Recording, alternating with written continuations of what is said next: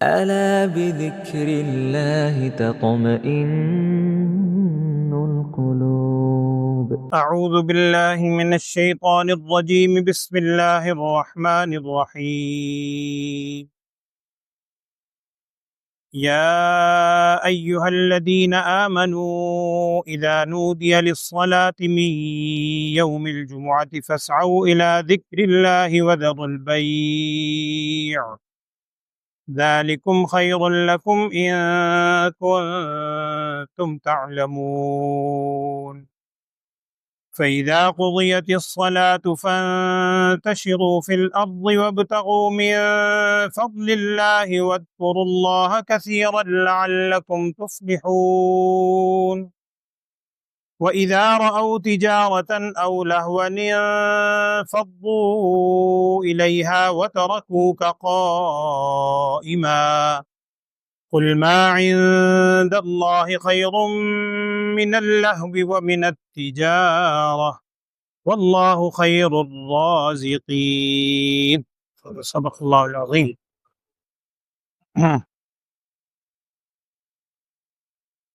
بسم اللہ الرحمن الرحیم. سورہ جمعہ کا کل آغاز ہوا تھا. مدنی صورتیں ہیں اب ساری تقریباً آخر تک، چھوٹی چھوٹی صورتیں بھی ہیں نسبتاً. اس سورہ جمعہ کے آغاز میں کل آپ نے چند باتیں پڑھی تھی جس میں یہود کا ذکر بھی آیا تھا. ایک مثال دی گئی تھی کہ یہود کی مثال ایسی ہے کہ، اور خاص طور پر وہ لوگ کہ جو اللہ کی کتاب پر باتوں پر عمل نہیں کرتے، ان کی مثال ایسی ہے جیسے گدھے کی مانند. گدھے کے اوپر کوئی کتابیں لاد دی جائیں اور کتابیں لادنے سے خالی کچھ نہیں ہے اگر انسان کے اندر عمل نہ ہو. اللہ سب کو معاف فرمائے، اللہم آمین. آج جو آپ نے آیات سنی ہیں اس کے اندر اسی آیت کے حوالے سے جو آج آپ نے لفظ سنا، اس سورت کا نام بھی سورہ جمعہ رکھا گیا چونکہ اس میں جمعہ کے حوالے سے ذکر ہے. احادیث کے اندر بڑی تفصیل ہے جمعہ کے دن کے بارے میں. ایک حدیث کا مفہوم ہے، نبی صلی اللہ علیہ وسلم نے فرمایا تھا کہ جمعہ کا دن تمام دنوں کا سردار ہے. تمام دنوں کا سردار آپ صلی اللہ علیہ وسلم نے اس کو فرمایا. اور بعض روایات میں اس کی چند خصوصیات بھی بیان کی نبی صلی اللہ علیہ وسلم نے. آپ صلی اللہ علیہ وسلم نے فرمایا کہ اسی دن اللہ جل شانہ نے آدم علیہ السلام کو تخلیق کیا. جمعہ کے دن، جمعہ کے دن ہی آدم علیہ السلام کو پھر جنت میں اللہ کی طرف سے بھیجا گیا. جمعہ کے دن ہی جنت سے زمین پہ اتارا گیا. جمعہ کے دن ہی آدم علیہ السلام دنیا سے رخصت ہوئے. اور اس حدیث کا مفہوم ہے، آپ صلی اللہ علیہ وسلم نے آخر میں ارشاد فرمایا کہ جمعہ کے دن ہی قیامت بھی قائم ہوگی. قیامت جو قائم ہوگی جمعہ کا دن ہوگا.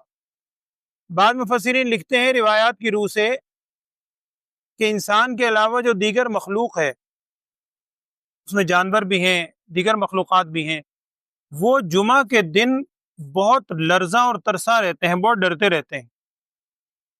کیونکہ نبی صلی اللہ علیہ وسلم نے فرمایا کہ قیامت قائم ہوگی جمعہ کے دن، تو وہ جمعہ کے دن کے حوالے سے بہت سی زیادہ خوفزدہ رہتے ہیں کہ کہیں قیامت کے وقوع تو نہیں آ رہا جمعے کے دن. اسی طریق پر یہ جو جمعہ کا لفظ ہم بولتے ہیں، چونکہ دنوں کا سردار بھی ہے، اور آپ صلی اللہ علیہ وسلم نے یہ بھی ارشاد فرمایا، ایک حدیث کا مفہوم ہے، آپ صلی اللہ علیہ وسلم نے فرمایا کہ میری امت یعنی نبی صلی اللہ علیہ وسلم کی امت ترتیب کے اعتبار سے، دنیا میں آنے کے اعتبار سے سب سے آخری ہے. سب سے آخر میں آپ صلی اللہ علیہ وسلم تشریف لائے. آپ صلی اللہ علیہ وسلم کے بعد آپ کی امت دنیا میں آئی، تو ترتیب کے اعتبار سے تمام انبیاء میں سب سے آخری امت ہے، لیکن جنت میں داخلے کے اعتبار سے انشاءاللہ تمام امتوں سے پہلے ہو. اور آگے ارشاد فرمایا کہ پہلی امتوں کو اللہ تعالیٰ نے یہ جمعے کا دن ان کے سامنے رکھا، انہوں نے اسے اختیار نہیں کیا. یہود نے ہفتے کا دن اختیار کیا، یوم السبت. نصارہ عیسائیت نے اتوار کا دن اختیار کیا. اور جمعے کا دن اللہ تعالیٰ نے اس امت کو عطا فرمایا جو تمام دنوں کا سردار ہے. جمعہ کو جو جمعہ کہا جاتا ہے، اس کی ایک وجہ یہ لکھی ہے کہ جمعہ کا لفظ جمع سے ہے، جمع ہونا. چونکہ اس دن میں بڑے اہتمام کے ساتھ جمع ہو کر نماز کی ادائیگی کا حکم ہے، اس وجہ سے اس کو جمعہ کہا جاتا ہے۔ نبی صلی اللہ علیہ وسلم کی بعثت سے پہلے ظاہری بات دنوں یا ایام تو موجود تھے، اس کو یوم العروبہ کہا جاتا تھا۔ عروبہ کہتے ہیں بڑی ایک پاکیزہ چیز، طویل ترین چیز، مختلف معنی، یوم العروبہ کہا جاتا تھا۔ سب سے پہلے جو اس کا جمعہ کا دن نام پڑا نبی صلی اللہ علیہ وسلم کے جد امجد میں، اوپر اجداد میں اگر آپ جائیں آپ صلی اللہ علیہ وسلم کے سلسلہ نسب میں، تو ایک نام آتا ہے کعب ابن لوئی۔ کعب ابن لوئی نامی ایک شخص تھے جنہوں نے سب سے پہلے یہ اہتمام کیا کہ لوگوں کو اس دن جمع کرتے اور جمع کر کے کوئی واعظ و نصیحت کرتے اس دن۔ اس دن سے انہوں نے اس کا نام ہی یوم الجمعہ، جمع ہونے والا دن رکھا۔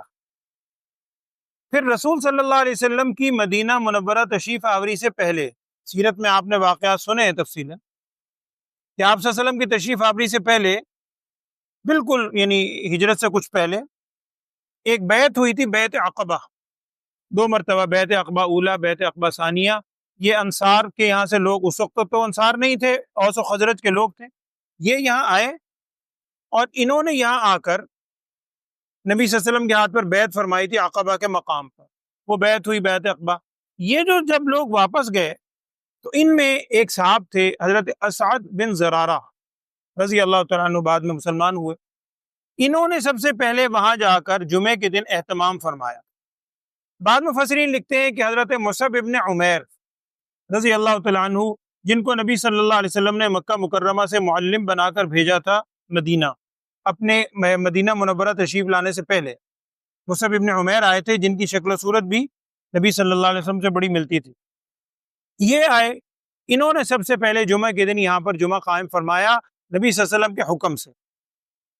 لیکن آپ صلی اللہ علیہ وسلم نے جب ہجرت فرمائی اور مدینہ منورہ جانے سے پہلے قباء مقام پہ آپ صلی اللہ علیہ وسلم نے چند روز قیام فرمایا، اور قباء بستی سے جب آپ صلی اللہ علیہ وسلم مدینہ الرسول کی طرف چلے، اس وقت تو بہت دور تھا، قباء بہت دور تھی، مدینہ آگے، جمعے کا دن تھا، جمعہ کے وقت، دوپہر کے وقت آپ صلی اللہ علیہ وسلم نے ایک جگہ پر پڑاؤ ڈالا اور وہیں نبی صلی اللہ علیہ وسلم نے جمعہ کی نماز ادا فرمائی تھی قباء سے آتے ہوئے۔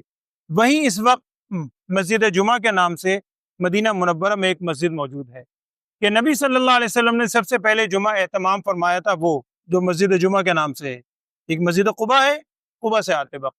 تو اس طرح میں آپ سے عرض کر رہا ہوں مختصراً کہ جمعے کا اس طریق پر آغاز ہوا۔ اس جمعے کے دن کی اہمیت بڑی ہے۔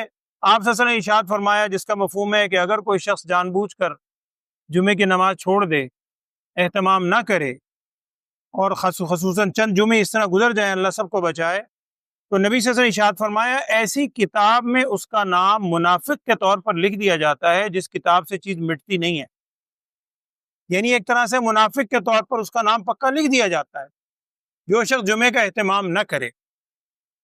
البتہ جمعہ ہر شخص پر نہیں ہے، آپ جانتے ہیں، اگر کوئی معذور ہے، مجبور ہے، مسافر ہے، عورت ہے، بیمار ہے، اور مختلف قسم کی مجبوریاں ہیں، اس پر جمعے کی نماز کا وجوب نہیں۔ جمعے کی نماز کی قضا نہیں ہوتی، جمعے کی قضا ظہر ہے۔ ویسے میں آپ سے عرض کر دیتا ہوں مسئلے کی روح سے، اگر آپ کو کبھی اتفاق ہو، اللہ نہ کرے، ہو سکتا ہے گھر میں کسی تاخیر ہو گئی، ٹریفک میں آج کل تاخیر ہو سکتی ہے، آپ مسجد تک پہنچے، وضو کی کوئی حاجت بن گئی، پھر وضو کرنے کے لیے آپ گئے، جب تک آئے نماز ہو چکی ہے، مسجد میں بھی موجود ہے۔ اب جیسے عام نمازوں میں خدا نخواستہ اگر نماز رہ جائے تو ہم فٹافٹ آ کے اپنی نماز پڑھ لیتے ہیں، تو اگر اب آپ اپنی نماز انفرادی طور پر پڑھیں گے تو وہ 2 رکعت جمعہ کے نہیں پڑھیں گے، آپ پھر 4 رکعت ظہر والی پڑھیں گے۔ جمعہ کی قضا ظہر ہے، چونکہ جمعہ کے لیے جماعت شرط ہے، اور عام نمازوں میں ایک آدمی بھی اگر ساتھ کھڑا ہو تو جماعت ہو جاتی ہے، 2 بندے ہیں، ایک اس میں امام بن گیا، ایک اس کے ساتھ مقتدی بن گیا، عام نمازوں میں اس کی گنجائش ہے۔ لیکن جمعہ کے لیے امام کے علاوہ کم از کم 3 آدمی ہوں، امام علیحدہ ہے اور 3 آدمی اس کے علاوہ ہوں، پھر جمعے کی نماز کا اہتمام ہو سکتا ہے۔ اور مختلف مسائل ہیں جمعہ کے بارے میں جو آپ اہل علم سے سنیں گے۔ یہاں جو آیات ہیں، یہاں جو آیات میں جمعے کے مسائل کے حوالے سے ذکر ہے، وہ میں عرض کر دیتا۔ پہلی آیت میں اللہ تعالیٰ کی طرف سے کہا جا رہا ہے کہ اے ایمان والو، جب تمہیں جمعہ کے لیے پکارا جائے، نادا ینادی، پکارنا، جب جمعے کے لیے پکارا جائے جمعے کے دن میں، تو کیا کرو، فسعوا الی ذکر اللہ، 1، اور وذروا البیع، 2۔ تم پوری کوشش کرو. سعی کا لفظی مطلب دوڑنا بھی ہوتا ہے, پورا اہتمام اور کوشش کرنا بھی ہوتا ہے, کہ تم پوری کوشش اور اہتمام کرو جمعے کے دن کے لیے, جب جمعے کے دن کے لیے یعنی اذان کے ذریعے پکارا جائے. دوسرا کام کیا کرو؟ وزر البیع, اب تم نے بے خرید و فروخت اب تم نے ختم کر دینی, چھوڑ دینی. اور یہاں اہل علم نے لکھا ہے, علماء نے, کہ صرف خرید و فروخت مراد نہیں ہے, بلکہ ہر ایسا کام جو جمعہ کے دن یا جمعے کی نماز کے لیے رکاوٹ بنے, یا جس کا جمعے کی نماز کی تیاری سے تعلق نہ ہو, ہر ایسے کام کو ضرور چھوڑنے کا حکم. بندہ مثلا اور کسی کام میں لہو لعب میں کھیل کود میں مشغول ہو جائے, اور اس قسم کے ہر کام چھوڑ دینے کا حکم ہے جمعے کی اذان کے بعد. یہ ذہن میں رکھ لیں کہ جمعے کی اذان سے آج کل جیسے ہمارے یہاں بھی 2 اذانیں ہوتی, عام نمازوں میں نہیں ہوتی, جمعے میں ہم 2 اذانیں دیتے ہیں. ایک پہلے اذان ہوئی, اس کے بعد وقفہ ہوتا ہے, بیان ہے, یہ جو بھی صورت ہے, بیان نہ بھی ہو, کوئی ضروری نہیں ہے بیان, لیکن وقفہ ہے, طویل بیان ہو جاتا ہے, اچھا چلو لوگوں کو کوئی بات دین کی پتہ چلتی ہے. اس کے بعد جب امام خطبے کے لیے بیٹھتا ہے, پھر دوسری اذان کہی جاتی ہے. تو یہ جو حکم ہے وزر البیع کا, کہ جب جمعے کے لیے پکارا جائے تمہیں جمعے کے دن, تو بے تجارت وغیرہ چھوڑو اور جمعے کی طرف کوشش کرو, اس سے کون سی اذان مراد ہے؟ تو اسے یاد رکھیے, اہل علم نے یہ لکھا ہے کہ اس سے پہلی اذان ہی مراد, ہمارے اعتبار جو 2 اذانیں ہوتی, پہلی اذان اس سے مراد ہے. باقی یہ 2 اذانیں نبی صلی اللہ علیہ وسلم کے زمانے میں یہ 2 اذانیں اس طریق پر نہیں تھیں. صدیق اکبر رضی اللہ تعالیٰ عنہ, عمر فاروق رضی اللہ عنہ کے زمانے میں بھی نہیں تھی اس نوعیت کی. حضرت عمر فاروق رضی اللہ عنہ کے زمانے میں جب فتوحات بہت زیادہ ہوئیں اور اسلام بہت زیادہ پھیل گیا اور مدینے میں بھی لوگوں کی کثرت بہت زیادہ ہو گئی, تو اب چونکہ اذان کے بعد بے وغیرہ چھوڑنے کا حکم ہے, اب جب اذان اعلان کیا جاتا تھا, اذان دی جاتی تھی, تو لوگوں کو مسجد آنے میں اپنے کام کاج چھوڑ کر دقت ہوتی تھی, بعض اوقات تاخیر ہو جاتی, اور ہر جگہ جگہ تو نہیں تھی مساجد, ایک مسجد دوسری, ایک ہی مسجد میں اہتمام ہوتا. تو حضرت عثمان غنی رضی اللہ تعالیٰ عنہ نے پھر اہتمام فرمایا اس چیز کا کہ مسجد سے کچھ دور فاصلے کے اوپر انہوں نے ایک مقام پر ایک شخص کو متعین کیا کہ وہ جمعے کے دن کچھ پہلے ایک اذان دیا کریں. وہ اذان تاکہ لوگوں کو معلوم ہو کہ جی جمعے کا وقت ہو رہا ہے, جمعے کی تیاری کے لیے روانہ ہو. اور دوسری اذان وہی جیسے نبی صلی اللہ علیہ وسلم کے زمانے سے ہو رہی تھی کہ آپ صلی اللہ علیہ وسلم خطبے کے لیے جب تشریف لاتے دوسری اذان دی جاتی تھی. تو یہاں ایک چیز ذہن میں رکھ لیں, نبی اکرم صلی اللہ علیہ وسلم نے ارشاد فرمایا ہے کہ علیکم بسنتی وسنت الخلفاء الراشدین المہدیین, حدیث میں موجود ہے کہ تم پر لازم ہے میرا طریقہ سنت, اور میرے بعد میرے جو خلفاء راشدین آئیں گے ان کا طریقہ تم پر لازم ہے. نبی سے اور آگے بھی اس حدیث کے الفاظ ہیں, آپ غالباً خطبے میں یہ حدیث سنتے بھی عام طور پر جمعہ کے خطبے میں. تو حضرت عثمان غنی رضی اللہ تعالیٰ عنہ نے جب اس کا اہتمام فرمایا, اس وقت صحابہ کی بہت بڑی تعداد موجود تھی, اگرچہ شیخین موجود نہیں تھے, تبھی ان کی خلافت کا دور ہے, لیکن صحابہ کی بہت بڑی تعداد اس وقت بھی موجود تھی. ان تمام صحابہ نے اس چیز کو یعنی اس سے ایگری ہوئے, اس چیز کو مانا, اور حضرت عثمان غنی رضی اللہ تعالیٰ عنہ کے دور میں وہ جو اذان دینے کا سلسلہ شروع ہوا تھا, اس کو جب سب نے تسلیم کر لیا, اسی کو اصطلاحی طور پر ہم کہتے ہیں اجماع امت, یا دوسرے لفظوں میں وہی حدیث جیسے میں نے عرض کیا علیکم بسنتی وسنت الخلفاء الراشدین المہدیین. اس وجہ سے حضرت عثمان غنی رضی اللہ عنہ کا یہ جو طریقہ ہے اس کو بعد میں پھر رائج کیا گیا, اور 2 اذانوں کا رواج جو بعد میں ہوا چلتا چلا آ رہا ہے. اردو کے اندر جو خطبہ ہوتا ہے یہ سمجھ لیجئے اس کی حیثیت کوئی ضروری نہیں ہے, نہ لازمی ہے کہ اگر اردو میں جیسے ہم بیان کرتے ہیں آج کل ہمارے تقریباً ہر مسجد میں دستور ہے, اس کا جمعہ کی نماز سے اس حوالے سے تعلق ہے کہ فی زمانہ یا ایک طویل عرصے سے کہ اگر لوگ ایک دن جمع ہوتے ہیں کوئی دین کی بات سن لیں, لیکن اگر کوئی کسی مسجد میں یا کسی جگہ پر اردو کا بیان نہ بھی ہو, یا کسی دن تاخیر ہو جاتی ہے امام کو, ہو سکتے ہیں بہت صورتیں, تو ایسی صورت میں اگر وہ بیان نہ بھی ہو تو اس سے جمعے کی نماز میں کوئی فرق نہیں ہے. ہاں وہ جو جمعے کا خطبہ ہے, جو 2 خطبے دیے جاتے ہیں عربی زبان میں, ان کا ہونا ضروری ہے, وہ جمعے کے لیے لازمی حیثیت رکھتے ہیں. اس کے بعد اگلی آیت میں ایک چیز آ رہی ہے, میں بس آخر میں وہ عرض کر دیتا ہوں, پھر ہم ترجمہ پڑھ لیتے ہیں. آخری آیت جو ہے یعنی تیسری آیت ہے آج کی، وہ یہ ہے کہ ایک مرتبہ رسول اکرم صلی اللہ علیہ وسلم جمعہ کے دن جمعہ کا خطبہ ارشاد فرما رہے تھے. اب یہاں مفسرین نے دو باتیں لکھی ہیں. اکثر مفسرین نے احادیث کی روح سے یہ لکھا ہے کہ چونکہ یہ ابتدائی دور کا واقعہ ہے ہجرت کے، ابھی مسلمانوں پر خوشحالی بھی بہت زیادہ نہ آئی، تنگ دستی تھی کافی. شروع میں جمعے کا خطبہ ہوتا تھا جمعے کی نماز کے بعد، جیسے عیدین کو ہوتا ہے. عیدین میں اب بھی یہی ہے، نماز پہلے ہوتی ہے، خطبہ بعد میں ہوتا ہے. شروع میں ابتدا کے اندر جمعے کا خطبہ پہ بعد میں ہوا کرتا تھا. جمعے کی نماز ہو چکی تھی، آپ صلی اللہ علیہ وسلم خطبہ ارشاد فرما رہے تھے. اتنے میں باہر سے کوئی قافلہ آیا، تجارتی قافلہ. بعض کہتے ہیں کہ حضرت دحیہ کلبی جو اس وقت تک مسلمان نہیں تھے، بعد میں مسلمان ہوئے، صحابی ہیں، ان کا قافلہ تھا، کوئی بھی قافلہ. وہ آیا. اب ظاہری بات ہے آبادی میں جب آتا ہے اس زمانے کا جو بھی دستور تھا، اعلان یا شور مچتا ہے کہ یہ قافلہ آ گیا. یہاں قحط سالی تھی، غلے کی بہت قلت تھی، تو جو صحابہ موجود تھے جو اس وقت بڑے منتظر تھے کہ وہ قافلہ آئے، غلہ وغیرہ ہم بھی خریدیں، بعض صحابہ اس وقت اٹھ کے جلدی میں اس قافلے کی طرف چلے گئے. آپ صلی اللہ علیہ وسلم خطبہ ارشاد فرما رہے ہیں، اور یہ ذہن میں تھا کہ نماز ہو چکی ہے، جمعے کی نماز ہم نے نہیں چھوڑی، نماز ہو گئی ہے، خطبہ ہو رہا ہے، ہم اس وقت جا کے فٹافٹ خرید کے اگر اس وقت آ سکے تو آ جائیں گے. اور حدیث میں لکھا ہے بعض روایت میں کہ آپ صلی اللہ علیہ وسلم کے ساتھ صرف 12 افراد رہ گئے، باقی سارے صاحب اٹھ کے چلے گئے. اب جب وہ اٹھ کے گئے، اگرچہ گئے اپنی اس ضرورت سے تھے، لیکن بہرحال نبی صلی اللہ علیہ وسلم کو، اور اس طرح یہ آگے الفاظ ہے قرآن کے، وَتَرَكُوكَ قَائِمًا، آپ صلی اللہ علیہ وسلم کو کھڑا چھوڑ دیا اور آپ لوگ وہاں چلے گئے. اس پر تنبیہ کی گئی، اور بعد میں یہ کہا گیا کہ دیکھو اگر تم رزق کے لیے، غلے وغیرہ کے لیے گئے تھے تو واللہ خیر الرازقین، بہترین رازق جو ہے، رزق دینے والا، وہ تو اللہ ہے. جب اللہ تعالیٰ کے ذکر کی طرف تم بیٹھے ہو تو ایسی صورت میں اٹھ کر نہ جاؤ. اس سے میں عرض کر رہا ہوں علماء نے بے شمار مسائل اسی آیات سے نکالے. میں نے صرف ایک دو باتیں عرض کی ہیں. آخری جو آیت ہے اس میں ایک مسئلہ یہ بھی نکالا ہے علماء نے قرآن کی اس آیت سے ہی، اس سے معلوم ہوا کہ خطبہ کھڑے ہو کے دینا چاہیے، کیونکہ قرآن نے کیا کہا، وَتَرَكُوكَ قَائِمًا.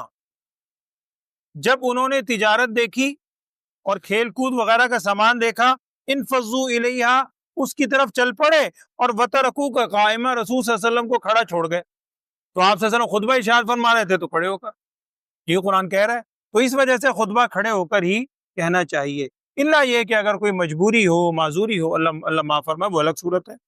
واللہ خیر الرازقین، اللہ بہترین رزق دینے والا ہے. مختصراً میں نے چند باتیں آپ سے عرض کی ہیں، باقی مسئلے مسائل آپ اہل علم سے خود پوچھ لیجئے گا. ترجمہ پڑھ لیں، اس میں بھی ایک دو باتیں آ جائیں گی انشاءاللہ.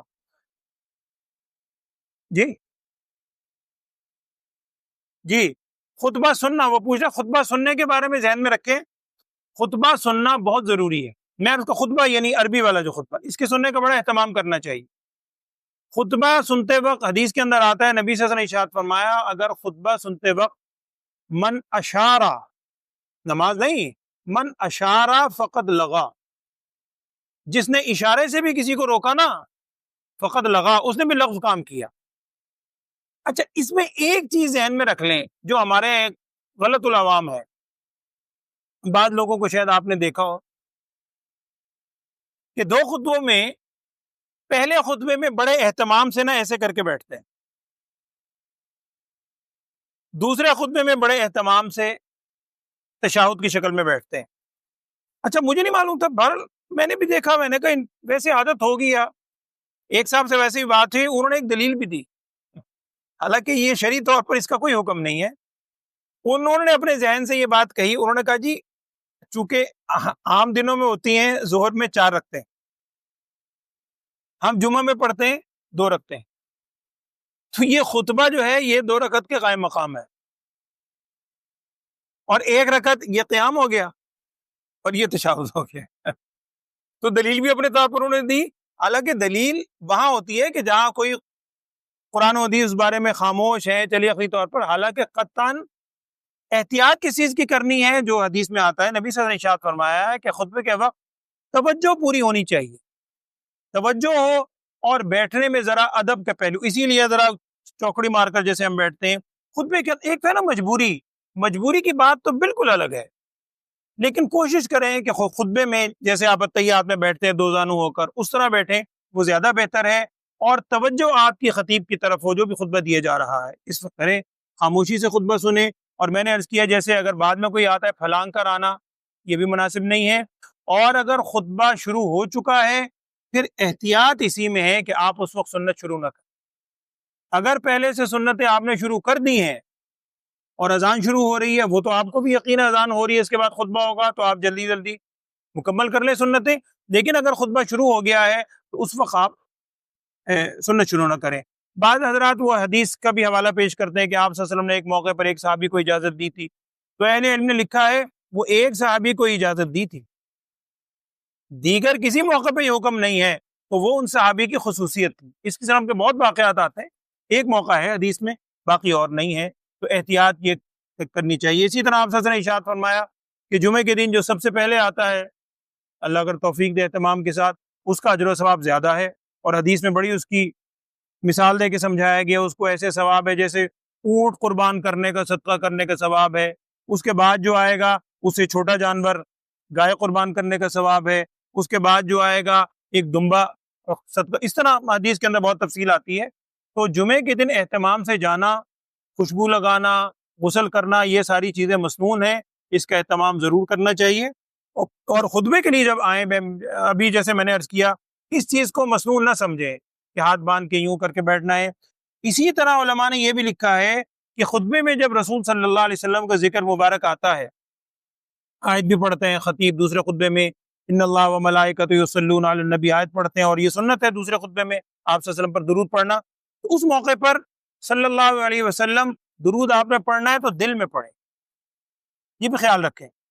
اسی طرح جمعے کے دن ایک گھڑی بڑی قبولیت والی بھی ہے، حدیث میں کوئی متعین نہیں ہے، کئی قول آتے ہیں۔ اکثر علماء کا کہنا یہی ہے کہ جب خطبہ شروع ہوتا ہے امام کے خطبہ ختم ہونے تک وہ قبولیت والے وقت ہے، اور بعض کتابوں میں لکھا ہے، میں وہی عرض کر رہا ہوں کنفرم نہیں ہے، ان کا کہنا ہے دو خطبوں کے درمیان، جب دو خطبوں کے درمیان امام بیٹھتا ہے اس وقت بھی کوشش کریں کہ ہاتھ اٹھا کے دعا نہ مانگے، چونکہ خطبہ ختم نہیں ہوا، خطبہ چل رہا ہے۔ آپ نے اگر اس موقع پر دعا مانگنی ہے ٹھیک ہے بھائی، اللہ سے مانگنی ہے نا، دل میں دعا مانگے، علیم بذات الصدور، وہ آپ کے دلوں کے بھید کو آپ سے زیادہ جانتا ہے، بالکل مانگے۔ لیکن زیادہ مشہور قول یہ ہے کہ جمعے کے دن جو قبولیت کا وقت ہے وہ ہے عصر کے بعد، عصر کے بعد اور مغرب سے کچھ پہلے تک کا جو وقت ہے، مغرب تک کا، اس وقت جمعے کے دن خاص اہتمام درود شریف پڑھنے کے حوالے سے، دیگر حوالے سے وہ خاص اہتمام کرنا چاہیے۔ اللہ تعالی ہم سب کو عمل کی توفیق دے، اللہم آمین۔ چھوٹے کے خصوصیت کی دعائیں مانگنا کہ سارا شروع سے میں نے وہی عرض کیا ہے کہ جمعے کے خطبے کے دوران دل میں دعا مانگ سکتے ہیں، زبان سے نہیں مانگ سکتے، چونکہ زبان سے تو ابھی میں نے عرض کیا نا، اگر کسی نے اشارہ بھی کیا تو لغو ہے، زبان سے نہ مانگیں، دل میں ہے، لیکن سارے خطبے کے دوران نہ مانگیں۔ اگر آپ دعا مانگیں گے آپ کی توجہ خطیب کی طرف نہیں ہوگی، پھر توجہ ہونا ضرور۔ اس دو خطبوں کے درمیان چونکہ خطیب بھی خاموش ہے، اور بعض اہل علم نے لکھا ہے کہ قبولیت کی گھڑی یہی ہے، اب اگر آپ اس گھڑی سے فائدہ اٹھانا چاہتے ہیں یا یہ خاص، تو پھر دل میں دعا مانگ لیں، عام اس میں دعا نہ۔ اعوذ باللہ من الشیطان الرجیم، بسم اللہ الرحمن الرحیم۔ یا ایھا الذین آمنوا، اے ایمان والو، اذا نودی للصلاۃ من یوم الجمعۃ، جب پکارا جائے نماز کے لیے جمعہ کے دن، تو فسعوا الی ذکر اللہ، تم فسعوا خوب کوشش کرو اللہ کے ذکر کی طرف۔ اللہ کا ذکر نماز سب سے بہترین ذکر کی صورت، تو اللہ کے ذکر کی طرف کوشش کر کے پہنچو۔ وذروا البیع، اور بے تجارت، میں نے عرض کیا صرف تجارت نہیں، جو کام بھی نماز میں رکاوٹ ڈالتا ہے اس کو چھوڑ دو۔ ذالکم خیر لکم، یہ تمہارے لیے بہتر ہے، ان کنتم تعلمون، اگر تم جانتے ہو۔ جب خالق نے اتنا ہی کہہ دیا چھوڑ دو، تب بھی ظاہری بات ہے ہر صاحب ایمان کو ماننا تھا، لیکن آگے پھر تاکید کر دی، اگر تم جانتے ہو نا تمہارے لیے بہت ہی بہتر ہے تو ضرور عمل کرے، اللہ عمل کی توفیق دے، آمین۔ فَإِذَا قُضِيَتِ الصَّلَاةُ، جب تم نماز ادا کر چکو، یعنی جب نماز پڑھ لو تو فانتشروا فی الارض، اب تم زمین میں پھیل جاؤ، یعنی وہ جو ممانعت تھی تجارت وغیرہ کی، کام کاج سے روکنے کی، اب یہ نماز کے بعد وہ ممانعت ختم ہے۔ فانتشروا فی الارض، تم زمین میں پھیل جاؤ، وابتغوا من فضل اللہ، اور تم اللہ کا فضل تلاش کرو۔ یہاں بعد نے لکھا ہے، بعض حضرات نے، قرآن میں تو یہ ہے وابتغوا امر ہے کہ تم اللہ کا فضل تلاش کرو، یعنی وہ جو تجارت روکی تھی، اس کا مطلب یہ نہیں ہے کہ بعد میں اب اگر وہ تجارت روک دی تھی خرید و فروخت، اب بعد میں خرید و فروخت ضرور کرو، یہ کوئی ضروری نہیں ہے، یعنی وہ جو بندش تھی وہ ختم ہو گئی۔